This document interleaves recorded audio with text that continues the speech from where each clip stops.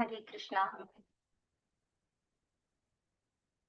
हरे कृष्ण माता जी। हरे कृष्ण माता जी। हरे कृष्ण माता जी। माता जी। हरे कृष्ण माता जी। हरे कृष्ण माता जी। हरे कृष्ण। नानाक्षनाशलाघया चक्षुरुन्मीलितं येन तस्मै श्रीगुरवे नमः। श्रीचैतन्यमनोभीष्टं स्थापितं येन भूतले स्वयं रूपकथा मह्यं ददाति स्वपदान्तिकम्। वन्देऽहं श्रीगुरो श्रीयुतपदकमलं श्रीगुरून् वैष्णवांश्च श्रीरूपं साग्रजातं सहगणरघुनाथान्वितं तं सजीवम् साद्वैतं सावधूतं परिजनसहितं कृष्णचैतन्यदेवं श्रीराधा कृष्णपादान् सहगणललिता श्रीविशाखान्वितांश्च। नमो विष्णुपादाय कृष्णप्रेष्ठाय भूतले श्रीमदे भक्तिवेदान्तस्वामिन् इति नामिने। नमस्ते सारस्वते देवे गौरवाणी प्रचारिणे निर्विशेष शून्यवादी पाश्चात्यदेशतारिणे वाञ्छाकल्पतरुभ्यश्च कृपा सिन्धुभ्येव च पतितानां पावनेभ्यो वैष्णवेभ्यो नमो नमः। हे कृष्णा करुणा सिन्धु दीनबन्धु जगन्पते गोपेश गोपिका कान्ताराधा कान्त नमोऽस्तुते तप्त काञ्चन गौरङ्गी राधे वृंदावनेश्वरी वृषभानुसुते देवी प्रणमामि हरिप्रिये। जय श्री कृष्ण चैतन्य नित्यानंद श्री अद्वैत गदाधर श्रीवासादि गौर भक्त वृंदा। हरे कृष्णा कृष्ण कृष्ण हरे हरे हरे राम राम राम हरे हरे। ഹരേ കൃഷ്ണ. ശ്രീ രാധാ ഗോവിന്ദ് മന്ദിർ ഇസ്കോൺ മാംഗ്ലൂരിന്റെ ഷോർട്ട് ഭാഗവതം ക്ലാസ്സിലേക്ക് എല്ലാ ഭക്തന്മാർക്കും സ്വാഗതം. ഓം നമോ ഭഗവതേ വാസുദേവായ. ഓം നമോ ഭഗവതേ വാസുദേവായ. ഓം നമോ ഭഗവതേ വാസുദേവായ. നിഗമകൽപതരോർഗളിതം ഫലം സുഖമുഖാദമൃതദ്രവ സംയുതം പിബത ഭാഗവതം രസമാലയം മുഹുരഹോ രസികാ ഭുവി ഭാവുകാഃ.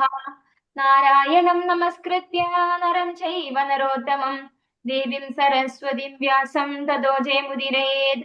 നഷ്ടപ്രായേഷു അഭദ്രേഷു നിത്യം ഭാഗവത സേവയാ ഭഗവതി ഉത്തമ ശ്ലോകേ ഭക്തിർഭവതി നൈഷ്ഠികീം. കൃഷ്ണായ വാസുദേവായ ദേവകീ നന്ദനായ ച നന്ദഗോപകുമാരായ ഗോവിന്ദായ നമോ നമഃ. ഹരേ കൃഷ്ണ. मदेक बंधो मत्संगिन मद्गुरु मन्महादना मन्निष्ठारग मद्भाग्या मदानंदा नमोस्तुते. ग्रंथराज श्रीमद्भागवतम की जय. श्रील प्रभुपाद की जय. गुरु महाराज की जय. നിതായ ഗൗർ പ്രമാണത്തെ ഹരി ഹരി ബോൾ. ശ്രീമദ് ഭാഗവതം അവതാരിക നമ്മൾ നോക്കിക്കൊണ്ടിരിക്കുന്നത് അവതാരികയാണ്.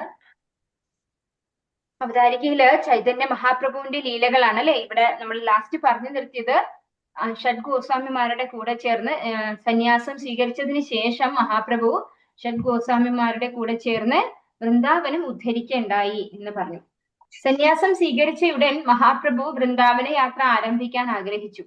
തുടർച്ചയായി 3 ദിവസം മഹാപ്രഭു രാധാദേശത്തുകൂടെ ഗംഗാനദി ഒഴുകാത്ത സ്ഥലം യാത്ര ചെയ്തു. വൃന്ദാവന യാത്രാ തീരുമാനത്തിൽ മഹാപ്രഭു അങ്ങേയറ്റം ആനന്ദവാനായിരുന്നു. എന്നിരുന്നാലും ശ്രീ നിത്യാനന്ദ പ്രഭു ചൈതന്യ മഹാപ്രഭുവിനെ വൃന്ദാവനത്തിലേക്ക് നയിക്കുന്നതിന് പകരം മാർഗവ്യതിയാനം വരുത്തി ശാന്തിപുരത്തിലുള്ള ശ്രീ അദ്വൈത പ്രഭുവിന്റെ ഭവനത്തിലേക്ക് ആനയിച്ചു. ശ്രീ ചൈതന്യ മഹാപ്രഭു ശ്രീ അദ്വൈത പ്രഭുവിന്റെ ഭവനത്തിൽ ഏതാനും ദിനങ്ങൾ ചെലവഴിച്ചു. ശ്രീ ചൈതന്യ മഹാപ്രഭു പ്രപഞ്ച നന്മയ്ക്കായി ഗാർഹിക വൃത്തങ്ങളെയും ഗൃഹത്തെയും ഉപേക്ഷിക്കുകയാണെന്ന് ശരിക്കും മനസ്സിലാക്കിയ ശ്രീ അദ്വൈത പ്രഭു ചൈതന്യ മഹാപ്രഭുവിന്റെ മാതാവായ ശചി ദേവി അദ്ദേഹത്തെ അവസാനമായി ദർശിച്ചു കൊള്ളട്ടെ എന്ന് കരുതി തന്റെ സേവകരെ ദൂതരായി ശചി ദേവിയെ കൂട്ടിക്കൊണ്ടുവരുവാനായി അയച്ചു. സന്യാസം സ്വീകരിച്ചതിന് ശേഷം ചൈതന്യ മഹാപ്രഭു തന്റെ പത്നിയെ ദർശിച്ചതായും അദ്ദേഹത്തിന്റെ പാതകങ്ങൾ ആരാധിക്കാനായി നൽകിയെന്നും ചില തത്വദീക്ഷയില്ലാത്ത ജനങ്ങൾ അഭിപ്രായപ്പെടുന്നു. എന്നാൽ അത്തരം കൂടിക്കാഴ്ചയെ പറ്റി യാതൊരു സൂചനയും ആധികാരിക കേന്ദ്രങ്ങൾ പ്രദാനം ചെയ്യുന്നില്ല. മഹാപ്രഭുവിനെ ശ്രീ അദ്വൈത പ്രഭുവിന്റെ ഭവനത്തിൽ സന്യാസ വേഷത്തിൽ ദർശിച്ചപ്പോൾ മാതാവ് വിലപിച്ചു. അനുരഞ്ജനം എന്നോണം പുരിയിൽ പ്രചാരണ കേന്ദ്രം സ്ഥാപിക്കണമെന്ന് മാതാവ് അഭ്യർത്ഥിച്ചു. അങ്ങനെയായാൽ മഹാപ്രഭുവിനെ കുറിച്ചുള്ള വിവരങ്ങളൊക്കെ അദ്ദേഹത്തിന്റെ മാതാവിന് പ്രയാസം കൂടാതെ മനസ്സിലാക്കാൻ കഴിയുമല്ലോ.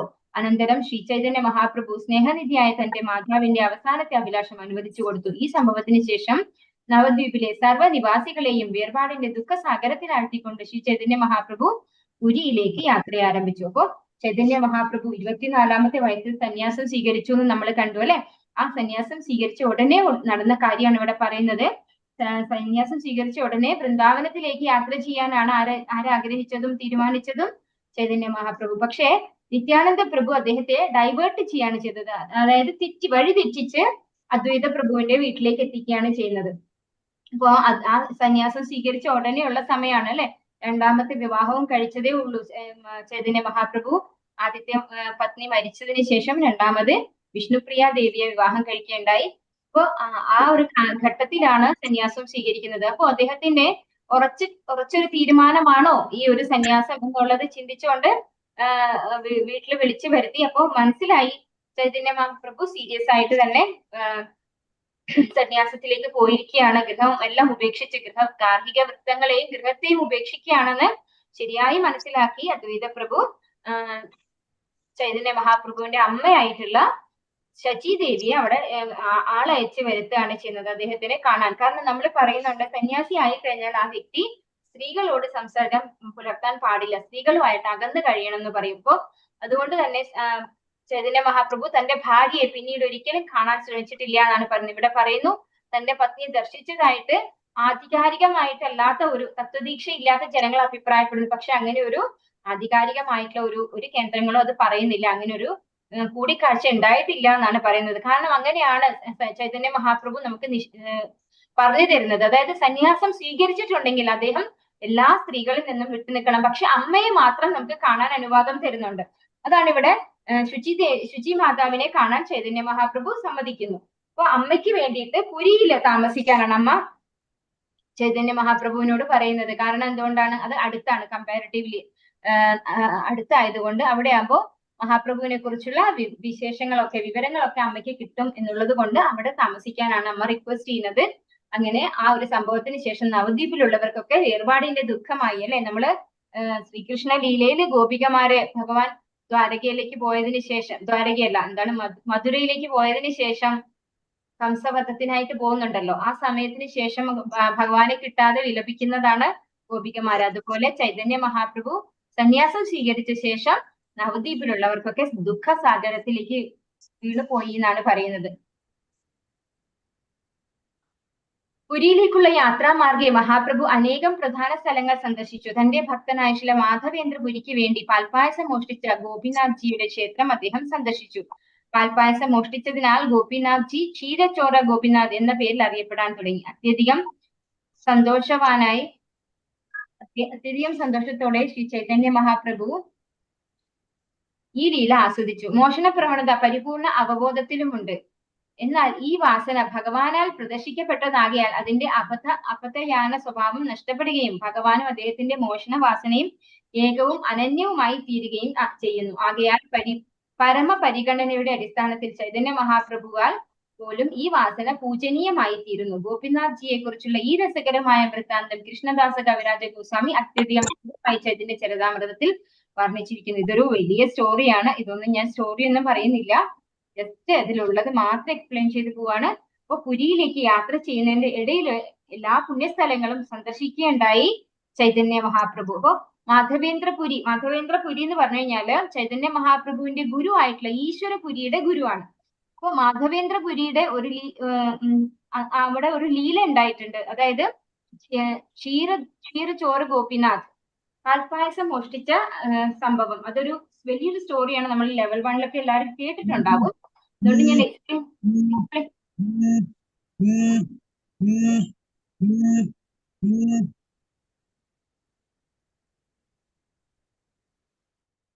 ഞാൻ ഞാനത് എക്സ്പ്ലെയിൻ ചെയ്യുന്നില്ല. അപ്പൊ അങ്ങനെയുള്ള ക്ഷീരചോര ഗോപിനാഥ് എന്ന ടെമ്പിളിലേക്ക് പോകുണ്ടായി ചൈതന്യ മഹാപ്രഭു എന്ന് പറയുന്നു. അപ്പോ ഇവിടെ ആ ലീലയെ കുറിച്ചാണ് പറയുന്നത്. ശരിക്കും ചോര, അതായത് മോഷണം എന്ന് പറയുന്നത് ഒരു തെറ്റായ കാര്യമാണ് അല്ലെ. പക്ഷെ ഈ മോഷണ പ്രവണത പരിപൂർണ അവബോധത്തിലുമുണ്ട് എന്നാണ് പറയുന്നത്. അപ്പൊ ഭഗവാന്റെ ലീലകളിൽ നമുക്ക് എല്ലായിടത്തും കാണുന്നതാണ് വെണ്ണ മോഷ്ടിക്കുക അല്ലെ. അപ്പൊ ഈ പരിപൂർണ അവബോധത്തിലും ഈ മോഷണ പ്രവണതയുണ്ട്. പക്ഷെ ഈ വാസന ഭഗവാനാൽ പ്രദർശിപ്പിക്കപ്പെട്ടത് കൊണ്ട് തന്നെ അതിന്റെ തിന്മയൊന്നുമില്ല, അതിന് നന്മ മാത്രമേ ഉള്ളൂ അതിലും. കാരണം ഭഗവാൻ എന്ത് ചെയ്താലും എന്താണ്, അതൊക്കെ ഒരു ലക്ഷ്യത്തോടു കൂടിയാണ് അല്ലെ. അതൊക്കെ നല്ലതാണ്. ഒരിക്കലും അതൊരു മോഷണമാണെങ്കിൽ പോലും അതൊരു മോഷണത്തിന്റെ നെഗറ്റീവ് ആയിട്ടുള്ള ഇമ്പാക്ട് അല്ല അതിനുള്ളത്. അതുകൊണ്ടാണ് ഇവിടെ പറയുന്നത് ഭഗവാനും അദ്ദേഹത്തിന്റെ മോഷണ വാസനയും ഏകവും അനന്യവുമായി തീരുകയും ചെയ്യുന്നു. അപ്പൊ ഭഗവാൻ ചെയ്യുന്നതൊക്കെ ഭഗവാന്റെ ലീലകൾ മാത്രമാണ്. അതുകൊണ്ട് തന്നെ ചൈതന്യ മഹാപ്രഭു അത് വളരെയധികം പൂജനീയമായിട്ട് ആസ്വദിച്ചിരുന്നു എന്ന് പറയുന്നു. ഒറീസയിലെ ബാലസോറിലുള്ള യമുനയിൽ സ്ഥിതി ചെയ്യുന്ന ക്ഷീരചോര ഗോപിനാഥ ക്ഷേത്ര ദർശനത്തിനു ശേഷം മഹാപ്രഭു പുരിയിലേക്കുള്ള യാത്ര തുടരുകയും യാത്രാമധ്യേ ഇരു വിപ്ര കുടുംബങ്ങളിലെ കലഹങ്ങൾ ഇല്ലാതാക്കാൻ സാക്ഷി രൂപത്തിൽ പ്രത്യക്ഷപ്പെട്ട സാക്ഷി ഗോപാല ക്ഷേത്രം സന്ദർശിക്കുകയും ചെയ്തു. അല്പജ്ഞാനികൾ ആരോപിക്കുന്നത് പോലെ ശ്രേഷ്ഠ ആചാര്യന്മാരാൽ അംഗീകരിക്കപ്പെട്ട ക്ഷേത്രങ്ങളിലെ വിഗ്രഹങ്ങൾ കേവലം പ്രതിമകളല്ല മാത്രമല്ലെന്ന് നാസ്തികരെ ബോധ്യപ്പെടുത്തുവാൻ ശ്രീ ചൈതന്യ മഹാപ്രഭു ആഗ്രഹിക്കുകയാൽ സാക്ഷി ഗോപാല വൃത്താന്തം അതീവ സന്തോഷത്തോടെ അദ്ദേഹം ശ്രവിച്ചു. ക്ഷേത്രത്തിലെ മൂർത്തി പരമദിവ്യോത്തമ പുരുഷന്റെ ആർച്ച അവതാരമാകിയാൽ എല്ലാ പ്രകാരത്തിലും ഭഗവാനിൽ നിന്നും അഭിന്നമാണ്. ഭക്തർക്ക് ഭഗവാനോടുള്ള സ്നേഹത്തിന് അനുസൃതമായി അദ്ദേഹം പ്രതികരിക്കുന്നു. സാക്ഷി ഗോപാല വൃത്താന്തത്തിൽ ഭഗവത് ഭക്തരായ ഇരു ബ്രാഹ്മണരുടെ കുടുംബ കലഹം ശമിപ്പിക്കാനും ഭഗവത് ഭക്തരോടുള്ള പ്രത്യേക വാത്സല്യം പ്രദർശിപ്പിക്കാനും വേണ്ടി ഭഗവാൻ സ്വയം വൃന്ദാവനത്തിൽ നിന്നും ഒറീസയിലെ ചെറു ഗ്രാമമായ വിദ്യാനഗരം വരെ ആർച്ച അവതാര രൂപേണ സഞ്ചരിച്ചു. അവിടെ പുരിയിലേക്കുള്ള യാത്രാമധ്യേ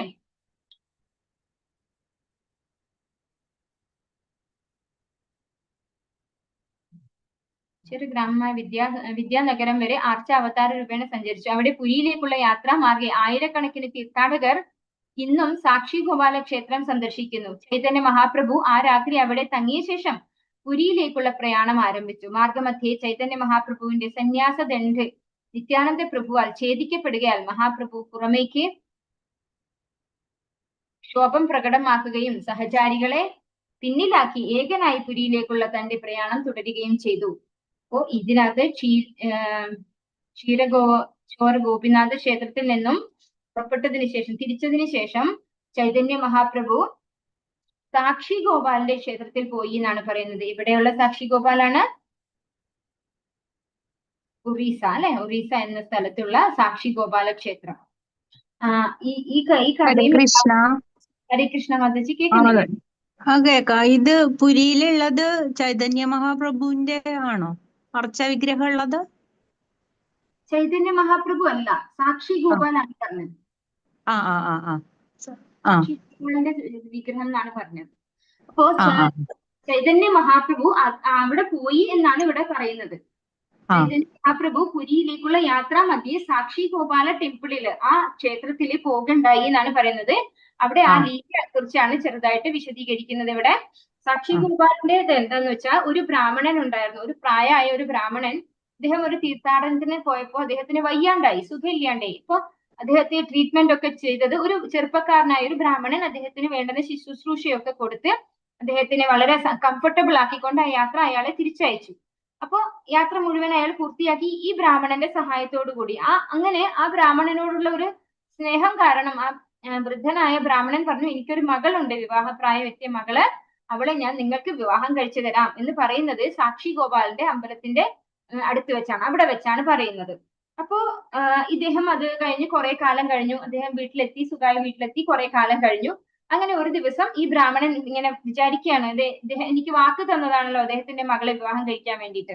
ഇങ്ങനെ ആ വീട്ടിലേക്ക് പോവുകയും ആ കാര്യം അദ്ദേഹത്തെ ഓർമ്മപ്പെടുത്തുകയും ചെയ്യുന്നു. അപ്പൊ ആ ബ്രാഹ്മണന് കൃത്യമായിട്ട് ഓർമ്മയുണ്ടായിരുന്നു. പക്ഷെ എങ്കിലും അദ്ദേഹത്തിന്റെ മൂത്ത ആൺമക്കൾക്കൊന്നും, അതായത് പ്രായപൂർത്തി എത്തിയ ആൺമക്കൾക്കൊന്നും ആ ഒരു വിവാഹത്തോട് സമ്മതമല്ലായിരുന്നു. ആ ബ്രാഹ്മണന് മകളെ കല്യാണം കഴിപ്പിച്ചു കൊടുക്കുന്നത് അവര് സമ്മതിച്ചില്ല. അപ്പൊ അദ്ദേഹത്തോട് അത് സമ്മതിക്കരുത്, അങ്ങനെ ഒരു വാക്ക് കൊടുത്തായിട്ട് ഓർമ്മയില്ല എന്ന് പറയണം എന്ന് പറഞ്ഞു.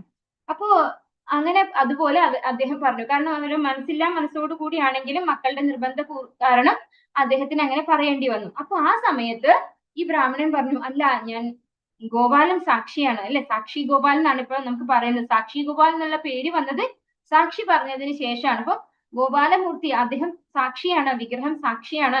അപ്പൊ അത് വിഗ്രഹമല്ലേ, വിഗ്രഹത്തിന് എന്ത് സാക്ഷി പറയാൻ പറ്റില്ല. അങ്ങനെ സാക്ഷിയാണെങ്കിൽ അദ്ദേഹം വന്ന് സാക്ഷി പറയട്ടെ എന്ന് പറയാണ് അവിടെയുള്ള കുടുംബക്കാരൊക്കെ. അങ്ങനെ അദ്ദേഹം തിരിച്ച് സാക്ഷി ഗോപാലിന്റെ അമ്പലത്തിൽ വന്ന് അദ്ദേഹത്തോട് പറയാണ്, അങ്ങ് മാത്രമാണ് ഇതിന്റെ സാക്ഷി, വേറെ ആരും സാക്ഷിയില്ല. അപ്പൊ അതുകൊണ്ട് എനിക്ക് വേണ്ടി സാക്ഷി പറയണം എന്ന് പറഞ്ഞ് അദ്ദേഹം, അപ്പോ സാക്ഷി ഗോപാല് സമ്മതിക്കുകയാണ്, ഞാൻ വരാം, പക്ഷെ ഒരു കണ്ടീഷൻ ഉണ്ട്, എന്നെ ഒരിക്കലും തിരിഞ്ഞു നോക്കരുത്, തിരിഞ്ഞു നോക്കാതെ നിങ്ങൾ നടന്നോളൂ, ഞാൻ പുറകിലുണ്ടാവും, നിങ്ങൾ നടന്നോളൂ എന്ന് പറഞ്ഞ് അങ്ങനെ കുറെ ദൂരം നടക്കുന്നത് വരെ കാലിന്റെ ചിലങ്കയുടെ ശബ്ദം കേൾക്കുമായിരുന്നു. കുറെ ദൂരം എത്തി, അതായത് അവരുടെ ഗ്രാമത്തിലെത്തി.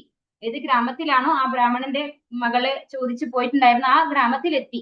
എത്തിക്കഴിഞ്ഞ് കുറച്ചു ദൂരം ഇങ്ങനെ പോകുമ്പോൾ ശബ്ദം കേൾക്കുന്നില്ല. പിന്നെയും പറഞ്ഞിട്ടുണ്ടല്ലോ തിരിഞ്ഞു നോക്കരുതെന്ന്. അങ്ങനെ കുറെ ദൂരം കൂടെ നടന്നപ്പോ ഇപ്പൊ സംശയായി, വന്നില്ലേ, കേൾക്കുന്നില്ല ഒച്ച. അപ്പൊ തിരിഞ്ഞു നോക്കുകയാണ്. അപ്പൊ സാക്ഷി ഗോപാൽ അവിടെ നിൽക്കുകയാണ്. അപ്പൊ അങ്ങനെ സാക്ഷി ഗോപാലായിട്ട് അവിടെ വരെ പോയി. അപ്പൊ ആർച്ചാ വിഗ്രഹം അത് ശരിക്കും ഭഗവാന്റെ അവതാരം തന്നെയാണ്. നമുക്ക് ഭഗവാനെ ആരാധിക്കാൻ, ഭഗവാന്റെ യഥാർത്ഥ രൂപത്തിൽ ആരാധിക്കാനുള്ള യോഗ്യത നമുക്ക് ഇല്ലാത്തത് കൊണ്ട് നമുക്ക് യോഗ്യമായ രീതിയിൽ ഭഗവാനെ ആരാധിക്കാൻ ഒരു മൂർത്തിയായിട്ട് ഭഗവാൻ നമുക്ക് വേണ്ടി അവതരിക്കുകയാണ് ചെയ്യുന്നത് എന്നാണ് പറയുന്നത്. സാക്ഷി ഗോപാലിന്റെ ഇതില് നമുക്ക് ശരിക്കും മനസ്സിലാകുന്നത് മൂർത്തി എന്ന് പറയുന്നത് വെറും ഒരു മൂർത്തിയല്ല, ഭഗവാൻ തന്നെയാണ്, സ്വയം ഭഗവാൻ തന്നെയാണെന്നാണ് മനസ്സിലാക്കി തരുന്നത് ഇവിടെ.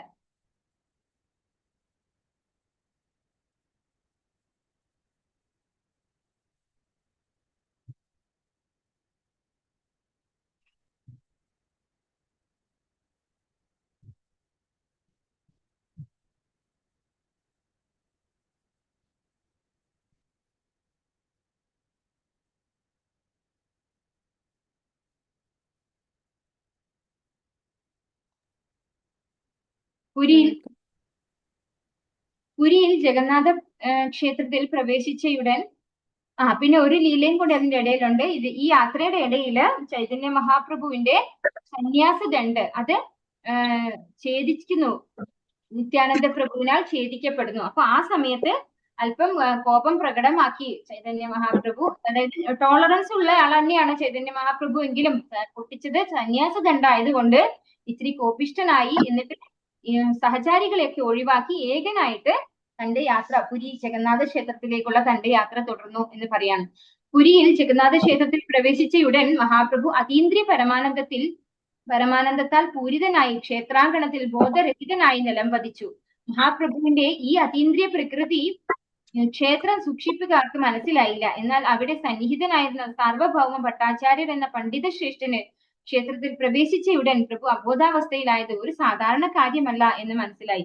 ഒറീസ മഹാരാജാവായ പ്രതാപരുദ്രന്റെ നീതിന്യായ കോടതിയിൽ മുഖ്യ പണ്ഡിത സ്ഥാനം അലങ്കരിച്ചിരുന്ന സാർവഭൗമ ഭട്ടാചാര്യർ ചൈതന്യ മഹാപ്രഭുവിന്റെ യുവ തേജസ്സിൽ ആകൃഷ്ടനാവുക മാത്രമല്ല, ഭൗതിക അസ്തിത്വം പൂർണ്ണ വിസ്മൃതിയിലായ അതീന്ദ്രിയ തലം പ്രാപ്തമാക്കിയ അത്യുത്കൃഷ്ടമായ ഭക്തർ അപൂർവമായി മാത്രം പ്രദർശിപ്പിക്കുന്ന അതീന്ദ്രിയ മോഹന നിദ്രയാണിതെന്ന് ഗ്രഹിക്കുകയും ചെയ്തു.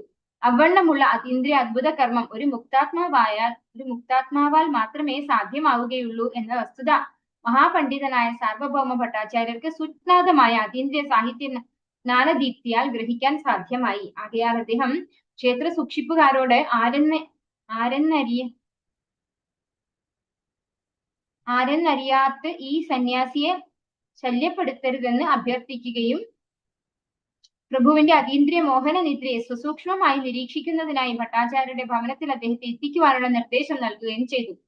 സഭാപണ്ഡിതൻ അഥവാ സർവകലാശാലയിലെ സംസ്കൃത വിഭാഗത്തിലെ മുഖ്യ ബോധകനായതിനാൽ മതിയായ അധികാരശക്തി ഉണ്ടായിരുന്ന സർവഭൗമ ഭട്ടാചാര്യരുടെ കൽപ്പന അനുസരിച്ച് അദ്ദേഹത്തിന്റെ ഭവനത്തിൽ ഉടൻ തന്നെ ചൈതന്യ മഹാപ്രഭുവിനെ എത്തിച്ചു. ചിലപ്പോഴൊക്കെ തത്വദീക്ഷ ഇല്ലാത്ത ഭക്തർ സാമാന്യ ജനങ്ങളെ ആകർഷിക്കാൻ അതീന്ദ്രിയ അത്ഭുത കർമ്മത്തെ ശാരീരികമായി അനുകരിച്ച് അതീന്ദ്രിയ അവസ്ഥ പ്രാപ്തമാക്കി എന്ന കപട വേഷപ്പക്കിട്ട് പ്രദർശിപ്പിച്ച് അവരെ മുതലെടുക്കുന്നു. ആയതിനാൽ പണ്ഡിതൻ ചൈതന്യ മഹാപ്രഭുവിന്റെ അതീന്ദ്രിയ അത്ഭുത കർമ്മത്തെ സസൂക്ഷ്മവും സമഗ്രവുമായി പരിശോധിക്കാൻ ആഗ്രഹിച്ചു. ഭട്ടാചാര്യരെ പോലുള്ള ഒരു മഹാപണ്ഡിതന് അത്തരം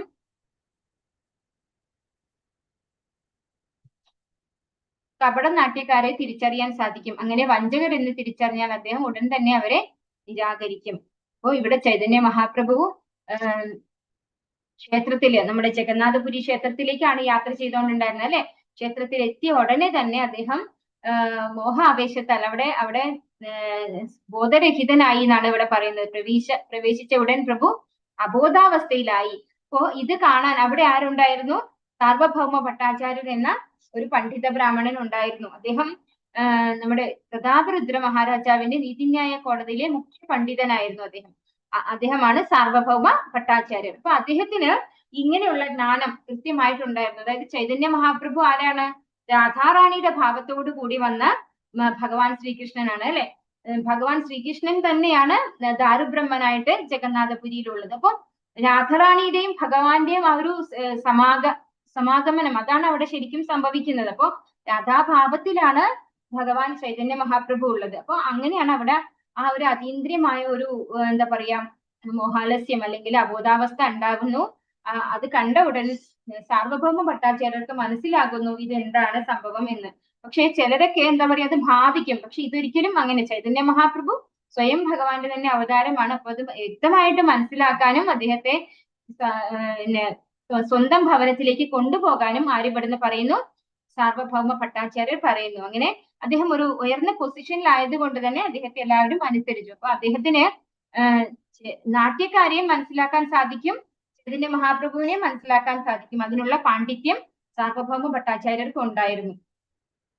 ശ്രീ ചൈതന്യ മഹാപ്രഭുവിന് ഒരു മഹത് ഭക്തന്റെ സർവ്വലക്ഷണങ്ങളും ഉണ്ടോ എന്ന് സാർവഭൗമ ഭട്ടാചാര്യർ ശാസ്ത്രജ്ഞാന വെളിച്ചത്തിൽ സസൂക്ഷ്മം പരിശോധിച്ചു. ഒരു മൂഢ അതിഭാവുകത്വ പ്രദർശകനെ പോലെയല്ല, മറിച്ച് ഒരു ശാസ്ത്രജ്ഞൻ എന്ന രീതിയിൽ ശ്രീ ചൈതന്യ മഹാപ്രഭുവിനെ അദ്ദേഹം നിരീക്ഷിച്ചു. ഉദരത്തിന്റെ ചലനങ്ങൾ, ഹൃദയസ്പന്ദനം, ശ്വാസോച്ഛ്വാസ വേഗത എന്നിങ്ങനെ സമഗ്രമായ നിരീക്ഷണം തന്നെ അദ്ദേഹം നടത്തി. സാർവഭൗമ ഭട്ടാചാര്യർ മഹാപ്രഭുവിന്റെ നാഡീസ്പന്ദനം സ്പർശിച്ചറിയുകയും അദ്ദേഹത്തിന്റെ എല്ലാ ശാരീരിക പ്രവർത്തനങ്ങളും പൂർണ്ണ വിരാമം പ്രാപിച്ചിരിക്കുന്നു എന്ന് കണ്ടെത്തുകയും ചെയ്തു. മഹാപ്രഭുവിന്റെ നാസാരന്ധ്ര സമീപം കൊണ്ടുവന്ന പരുത്തി നൂലുകൾ എളുതായി ചലിക്കുന്നത് ദർശിച്ചപ്പോൾ നാമമാത്രമായ ശ്വസന പ്രവർത്തനം നടക്കുന്നതായി ഭട്ടാചാര്യർ മനസ്സിലാക്കി. അനന്തരം മഹാപ്രഭുവിന്റെ അതീന്ദ്രിയ മോഹനിദ്ര യഥാർത്ഥവും സ്വാഭാവികവുമായി സംഭവിച്ചതാണെന്ന് ഗ്രഹിച്ച ഭട്ടാചാര്യർ മഹാപ്രഭുവിനെ നിർദ്ദിഷ്ടമായ രീതിയിൽ പരിചരിച്ചു. എന്നാൽ ചൈതന്യ മഹാപ്രഭുവിനെ വിശേഷമായ രീതിയിൽ മാത്രമേ ഉപചരിക്കാനാവൂ. തന്റെ ഭക്തരുടെ ദിവ്യനാമ ജപ പ്രതിധ്വനിക്ക് മാത്രമേ ചൈതന്യ മഹാപ്രഭുവിനെ ഉണർത്താൻ സാധ്യമാകൂ.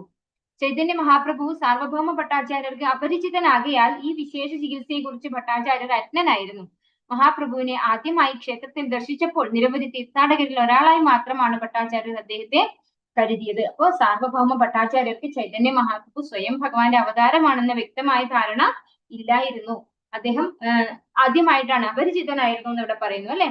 അപ്പൊ ആദ്യമായിട്ടാണ് ചൈതന്യ മഹാപ്രഭുവിനെ കണ്ടത്. അപ്പോ അദ്ദേഹം ടെസ്റ്റ് ചെയ്യാണ്, ഒരു ശാസ്ത്രജ്ഞൻ എന്ന പോലെ. അദ്ദേഹം നല്ല പണ്ഡിതനായിരുന്നു സാർവഭൗമ ഭട്ടാചാര്യർ. അപ്പോ എന്താണ് ഈ ഒരു അവസ്ഥ, അതായത് ഭഗവാനെ കാണുമ്പോൾ ഉണ്ടാകുന്ന ആ ഒരു മൂർച്ഛ അവസ്ഥയില് എല്ലാ ശാരീരിക പ്രവർത്തനങ്ങളും നിലയ്ക്കുന്നു എന്നാണ് ഇവിടെ പറഞ്ഞത്.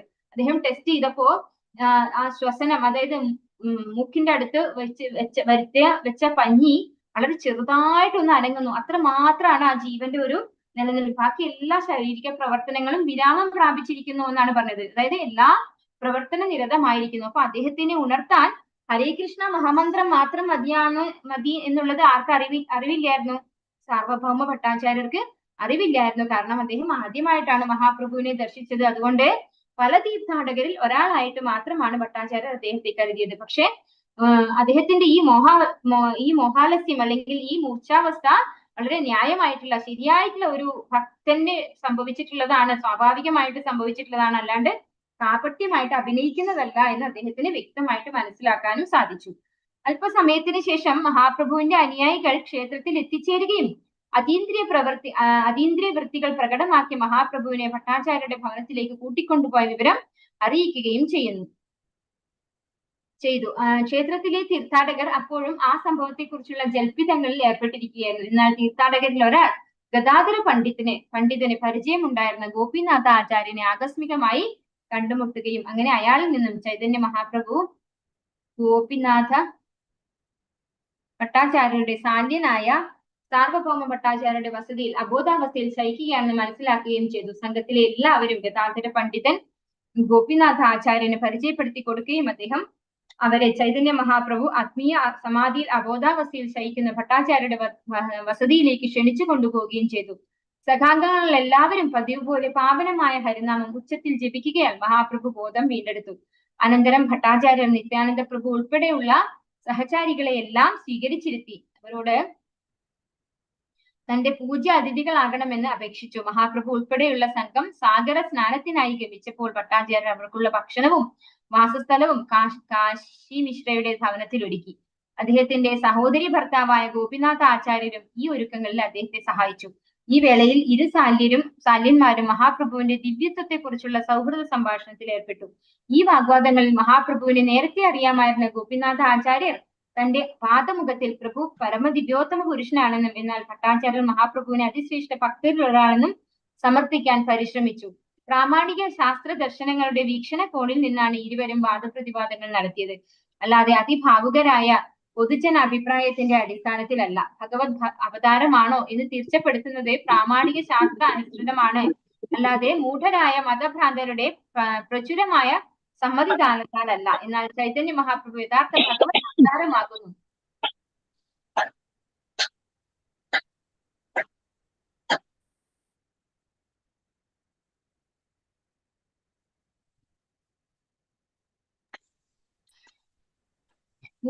മതഭ്രാന്തന്മാർ ഈ യുഗത്തിൽ ആധികാരിക ശാസ്ത്രങ്ങളെ നിരൂപിക്കാതെ നിരവധി പേരെ ഭഗവത് അവതാരങ്ങളെന്ന് കപട പ്രഖ്യാപനം നടത്തുന്നു. എന്നാൽ സാർവഭൗമ ഭട്ടാചാര്യരോ ഗോപിനാഥ ആചാര്യരോ അത്തരം മൂഢവികാരത്തിന് വഴങ്ങാതെ പ്രത്യുത പ്രാമാണിക ശാസ്ത്ര ശക്തിയാൽ മഹാപ്രഭുവിന്റെ ദിവ്യത്വത്തെ സ്ഥാപിക്കുകയോ നിരാകരിക്കുകയാണ് ചെയ്തത്.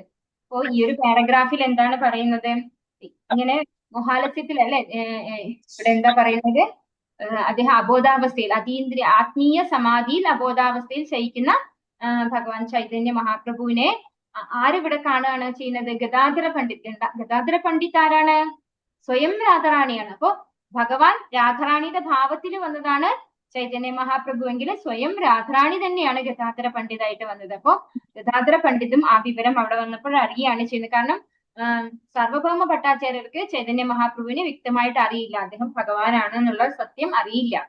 അപ്പൊ അവിടെ ഗദാധര പണ്ഡിതിന് പക്ഷെ എന്താണ്? രാധാറാണിയാണ് അല്ലെ? രാധാറാണിക്ക് ഭഗവാനെ ശരിക്കും അറിയാം. അപ്പൊ അവരെല്ലാവരും കൂടി ചേർന്ന് ഗദാധര പണ്ഡിത്തും അതുപോലെ നിത്യാനന്ദ പ്രഭു സ്വയം ബലരാമ സ്വാമി തന്നെയാണ്. അപ്പൊ അങ്ങനെ അവരെല്ലാവരും കൂടെ അവിടെ ചെന്ന് സങ്കീർത്തനം നടത്തുകയും ചൈതന്യ മഹാപ്രഭു ഉണരുകയും ചെയ്യുന്നു. ശേഷം അവര് സാഗര സ്നാനത്തിന് പോയി. അതുപോലെ അവർക്കുള്ള ഭക്ഷണമൊക്കെ സാർവഭൗമ ഭട്ടാചാര്യർ ഏർപ്പാട് ചെയ്തു. പിന്നെ സാർവഭൗമ ഭട്ടാചാര്യർ ഈ ഇടവേളയിൽ ഇരു സാല്യന്മാരും, അതായത് ഇവരുടെ ബന്ധുക്കളുമായിട്ട് ഒരു സംസാരം, ഒരു ഭഗവാൻ അതായത് ചൈതന്യ മഹാപ്രഭുവിനെ കുറിച്ചൊരു ചർച്ച, സംവാദം ഉണ്ടാവുകയാണ് ചെയ്യുന്നത്. അപ്പൊ ആ സമയത്ത് സാർവഭൗമ ഭട്ടാചാര്യരും ഇവര് രണ്ടുപേരും സംസാരിക്കുന്നത് മുഴുവൻ ശാസ്ത്ര പ്രകാരമാണ്. അപ്പൊ സാർവഭൗമ ഭട്ടാചാര്യർക്ക് ഭഗവാനാണ് എന്നുള്ളത് വ്യക്തമായിട്ട് അറിയില്ല. അപ്പൊ ശാസ്ത്ര വിധിപ്രകാരമാണ് അവർ സംവാദത്തിൽ ഏർപ്പെടുകയുണ്ടായത്. അതാണ് ഇവിടെ പറയുന്നത്. എന്നാൽ സാർവഭൗമ ഭട്ടാചാര്യരോ ഗോപിനാഥ ആചാര്യനെയാണ് സാല്യൻ എന്ന് പറഞ്ഞത്. അപ്പൊ ഇവര് രണ്ടുപേരും തമ്മിലാണ് സംവാദം ഉണ്ടായിട്ടുള്ളത്. അപ്പൊ ഇവർ രണ്ടുപേരും ശാസ്ത്രപ്രകാരമാണ്, മൂഢവികാരത്തിന് വഴങ്ങാതെ പ്രാമാണിക ശാസ്ത്രശക്തിയാൽ മഹാപ്രഭുവിന്റെ ദിവ്യത്വത്തെ സ്ഥാപിക്കുകയോ നിരാകരിക്കുകയോ ആണ് ചെയ്തത്. അപ്പോ മറ്റ് എന്താ പറയുക, വിശ്വാസം ഇല്ലാത്തത് കൊണ്ടല്ല, അവർ ശാസ്ത്ര വിധിപ്രകാരമാണ് ഇത് ചെയ്തത് എന്നാണ് പറയുന്നത്. വാഞ്ചാകൽപതരുഭ്യശ്ച കൃപാ സിന്ധുഭ്യ ഏവ ച പതിതാനാം പാവനേഭ്യോ വൈഷ്ണവേഭ്യോ നമോ നമഃ. ഹരേ കൃഷ്ണ കൃഷ്ണ കൃഷ്ണ ഹരേ ഹരേ, ഹരേ രാമ രാമ രാമ ഹരേ ഹരേ. अनंतकोटि वैष्णव वृंद की जय, श्रील प्रभुपाद की जय, गुरु महाराज की जय, निताय गौरव प्रेमानंदे। हरि हरि बोल। हरे कृष्णा हरे कृष्णा माता जी।